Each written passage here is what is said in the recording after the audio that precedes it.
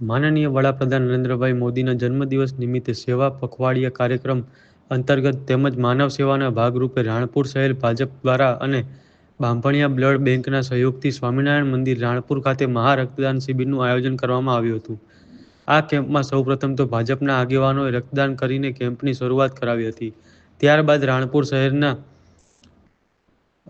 ભાઈઓ તેમજ બહેનો દ્વારા પણ વડાપ્રધાનના જન્મદિવસ નિમિત્તે સેવાના ભાગરૂપે અને જરૂરિયાતમંદ કોઈનો જીવના જોખમે એના ભાગરૂપે બ્લડ ડોનેટ કર્યું હતું. આ કેમ્પ વડાપ્રધાનના 75મા જન્મદિવસની ઉજવણીના ભાગરૂપે હોય તો 75 રક્તની બોટલો રાણપુર શહેર ભાજપ તરફથી એકત્રિત કરવામાં આવી હતી.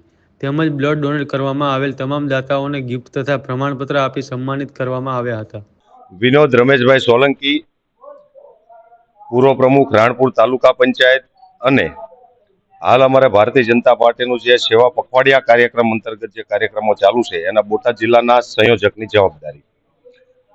દેશના યશસ્વી પ્રધાનમંત્રી શ્રી આદરણીય નરેન્દ્ર મોદી સાહેબના આ 75મા જન્મદિવસે સેવા પખવાડા કાર્યક્રમ અંતર્ગત સમગ્ર દેશ અને આપણા ગુજરાત પ્રદેશની અંદર સેવા પખવાડિયા કાર્યક્રમ અંતર્ગત વિવિધ સેવાકીય કાર્યક્રમો થઈ રહ્યા છે.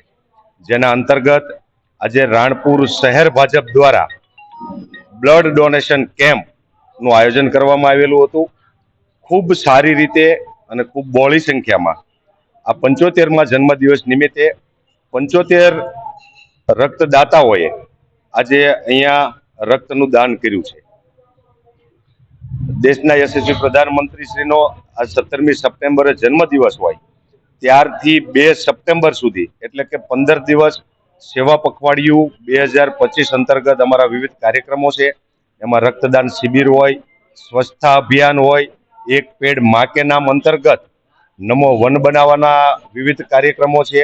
આવનારા દિવસોમાં અમે ફ્રીનેદાન કેમ્પ પણ કરવાના છીએ. જિલ્લા કક્ષાએ પ્રબુદ્ધ નાગરિક સંમેલન અને દેશના યશસ્વી પ્રધાનમંત્રી અને ગુજરાતના પનોતા પુત્ર એવા નરેન્દ્ર મોદી સાહેબના જીવન ઉપર એક પ્રદર્શનીનું પણ આયોજન કરવાનું છે. સાથે સાથે સમગ્ર જિલ્લામાં બોટાદ જિલ્લા ભારતીય જનતા પાર્ટીના પ્રમુખ મયુરભાઈ પટેલની અધ્યક્ષતામાં સમગ્ર જિલ્લામાં ના તમામ બૂથમાં વિવિધ સેવાકીય કાર્યો થવાના છે.